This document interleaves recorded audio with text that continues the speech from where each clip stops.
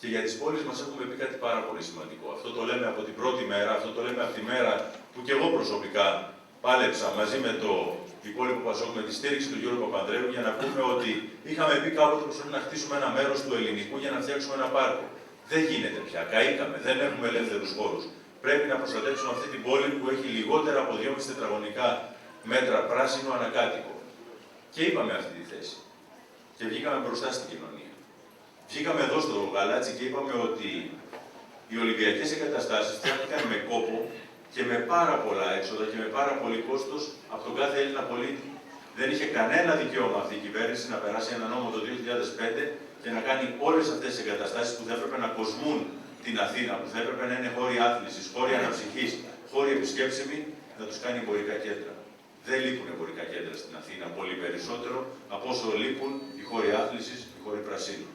Είπαμε ότι εμείς στην Αθήνα θέλουμε να προστατεύσουμε με αυστηρό καθεστώς προστασίας όλους τους ορεινούς όγκους, τον Ημιτό, την Πετέλη, την Πάρνηθα, το Πικύλο Όρος, το Όρος Εγάλεο. Να τα βοηθήσουμε να πρασινίσουν, να χρησιμοποιήσουμε όλους τους πόρους και όλες τις δυνατότητες που έχουμε να γίνουν αυτοί οι χώροι αναψυχής, χώροι περιπάτου, χώροι που θα δίνουν ζωή στην Αθήνα. Να προστατεύσουμε όλους τους ελεύθερους χώρους. Το ελληνικό, το Γουδί, τον Ελαιώνα, τα Τουρκοβούνια, το πάρκο Βεϊκού, το πάρκο Τρίτσι που ρημάζει σήμερα. Όλα αυτά τα μέρη να τα συνδέσουμε σε αυτό που είπαμε, να φτιάξουμε την πράσινη ραχοκοκαλιά της Αθήνας. Πριν από πάρα πολλά χρόνια η Μελίνα, η αείμνηστη Μελίνα,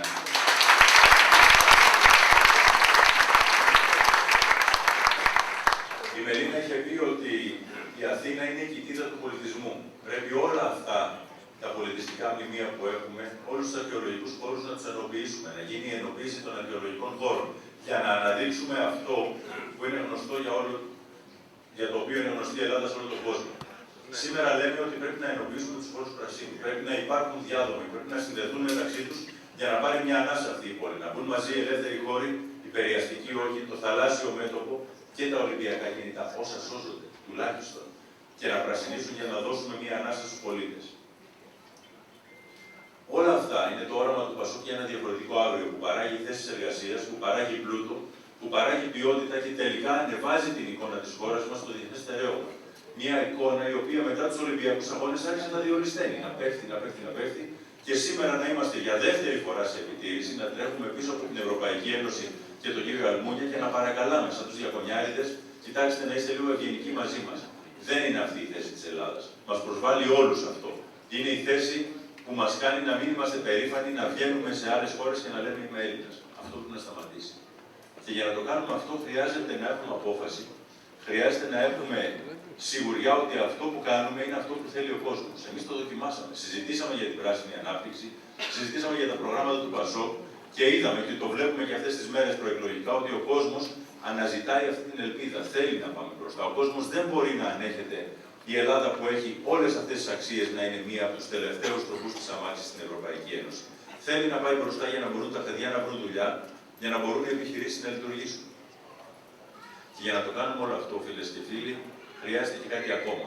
Χρειάζεται να αλλάξουμε μυαλά πάνω απ' όλα. Χρειάζεται να θυμηθούμε ότι το πολιτικό σύστημα, ιδίως τα 5 τελευταία χρόνια, αλλά υπάρχουν και στο Πασόκ ευθύνες γι' αυτό, να μην τα κρύβουμε, να τα θυμόμαστε για να μην τα ξανακάνουμε. Τα τελευταία 5 χρόνια όμως έχει καταρακωθεί η ποιότητα και η αξιοπιστία της πολιτικής ζωής. Είδαμε τη μία μετά την άλλη όλες τις περιπτώσεις σκανδάλων, υπεξαιρέσεων, offshore εταιριών, τι να πρωτοθυμηθεί κανένας, να συγκαλύπτονται, να αποχωρεί η κυβερνητική παράταξη από τη Βουλή για να μην γίνει ψηφοφορία. Δεν το είχαμε ξαναδεί. Να κλείνει η Βουλή ένα μήνα πριν τις ευρωεκλογές για να συγκαλυφθούν σκάνδαλα. Ούτε αυτό το είχαμε ξαναδεί. Αν δεν αποκαταστήσουμε αυτή την αξιοπιστία του πολιτικού συστήματος, και αυτό γίνεται κρατώντας τον πολίτη κοντά στην πολιτική, κρατώντας τον πολιτικό δίπλα στον πολίτη να τον κοιτάει στα μάτια και να λέει ότι εγώ σήμερα σου λέω αυτά και αύριο πάλι θα είμαι εδώ για να σου εξηγήσω, για να σου δώσω λόγο. Να έρθεις να με ρωτήσεις και να σου πω τι έκανα. Αν δεν αλλάξουμε το πολιτικό ήθος, φίλες και φίλοι, δεν μπορούμε να κάνουμε ούτε οικονομία, ούτε πράσινη ανάπτυξη, ούτε τίποτα. Αν δεν καταλάβουμε ότι στη χώρα μας πρέπει να πάψουν οι επιχειρήσεις να κάνουν πολιτική και οι πολιτικοί επιχειρήσεις, έχουμε πρόβλημα. Αυτό πρέπει να αλλάξουμε. Αν δεν καταλάβουμε ότι στη χώρα μας έχει έρθει η ώρα να καταλάβουμε ότι πολιτική σημαίνει όχι τι ομάδα είσαι, αλλά ποια ιδεολογία υπηρετείς. Αν θέλεις να είσαι με μια νεοφιλελεύθερη συντηρητική ιδεολογία που φτάνει τα πράγματα εκεί που έχουν φτάσει και στην Ελλάδα και παγκόσμια, ή αν θέλεις να είσαι με μια πολιτική που λέει ότι μπορούμε να προχωρήσουμε μπροστά. Να δώσουμε ευκαιρίες στους ανθρώπους πάνω απ' όλα να είναι το μέτρο και η δύναμη της λύσης, τότε δεν θα κάνουμε τίποτα. Φίλες και φίλοι, όμως, εγώ πιστεύω και το βλέπω γυρίζοντας όλη την Αθήνα αυτές τις μέρες, ότι ο κόσμος έχει καταλάβει και έχει αποφασίσει. Στις 4 Οκτωβρίου πηγαίνουμε για μια αυτοδύναμη, ισχυρή κυβέρνηση του ΠΑΣΟΚ με τον Πρωθυπουργό του Γιώργο Παπανδρέου.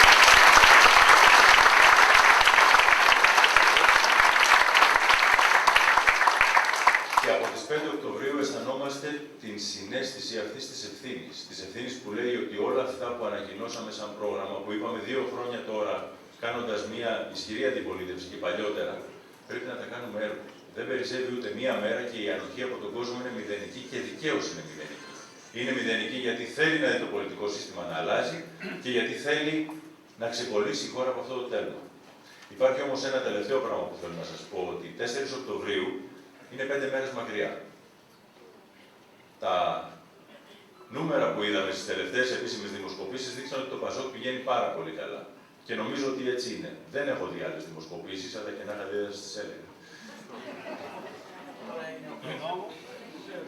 Λοιπόν, δεν έχω δει άλλες δημοσκοπήσεις, αλλά εμένα υπάρχει μία ανησυχία στο πίσω μέρος του μυαλού μου, ότι όταν ακούει ο μέσος πολίτης, όχι τόσο ενεργοποιημένος πολίτης όπως είστε εσείς, ότι πηγαίνουμε για 158 έδρες, μπορεί και παραπάνω, μπορεί να σκεφτεί εντάξει, στον αυτόματο πιλότο είναι, δεν πειράζει. Καλά θα βγει το ΠΑΣΟΚ, θα έχει και αυτοδυναμία. Δεν γίνεται. Στον αυτόματο πιλότο εκλογές δεν παίρνεις. Και εκλογές για μια ισχυρή αυτοδύναμη κυβέρνηση δεν παίρνει σε καμία περίπτωση.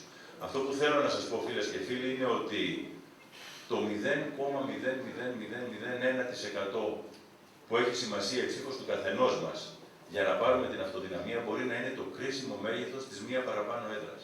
Μπορεί να είναι το κρίσιμο μέγεθος που θα πει αν το ΠΑΣΟΚ αύριο σαν κυβέρνηση μπορεί να υλοποιήσει αυτό το πρόγραμμα χωρίς εξαρτήσεις, χωρίς πιέσεις, να προχωρήσει με τον τρόπο που είπε ο Γιώργος Παπανδρέου. Ότι δεν χρωστάμε σε κανέναν, καθαρά λόγια, καθαρές κουβέντες και καθαρές πράξεις. Γι' αυτό θέλω να σας παρακινήσω όσους ανθρώπους έχετε γύρω σας, να τους πείτε ότι αυτό που παίζετε την Κυριακή στην Ελλάδα, που παίζετε την Κυριακή 4 Οκτωβρίου για την Ελλάδα, είναι το αν θα προχωρήσουμε μπροστά για τα επόμενα όχι μόνο 4 χρόνια, αλλά για τα επόμενα 5, 10, 20 χρόνια, γιατί θα βγουν οι βάσεις για μια διαφορετική ανάπτυξη, ή αν δεν μας νοιάζει και τόσο πολύ. Και αν δεν μας νοιάζει και τόσο πολύ, αυτό πρέπει να γυρίσουμε να το πούμε στα παιδιά μας. Εγώ θέλω να σας πω ότι είμαι αισιόδοξος, είμαι σίγουρος βλέποντας χαμογελαστά πρόσωπα και την ελπίδα όλων την ώρα που μιλάμε, και εδώ μέσα σας βλέπω ότι θα πάμε καλά. Αλλά είναι στο χέρι όλων μας και να πάμε καλά στις εκλογές και αύριο να προχωρήσουμε ακόμα πιο δυνατά για να αλλάξουμε την Ελλάδα, για να έχουμε τη χώρα που μας αξίζει. Σας ευχαριστώ και καλό αγώνα.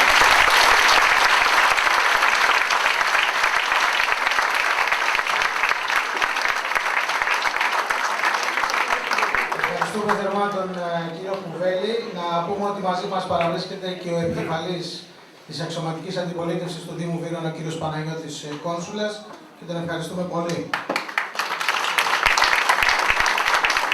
Νομίζω ότι περαιώθηκε και η απόψινή εκδήλωση, η οποία για μια άλλη φορά έδωσε μεγάλη επιτυχία και συγχαρητήρια στην πρωτοβουλία.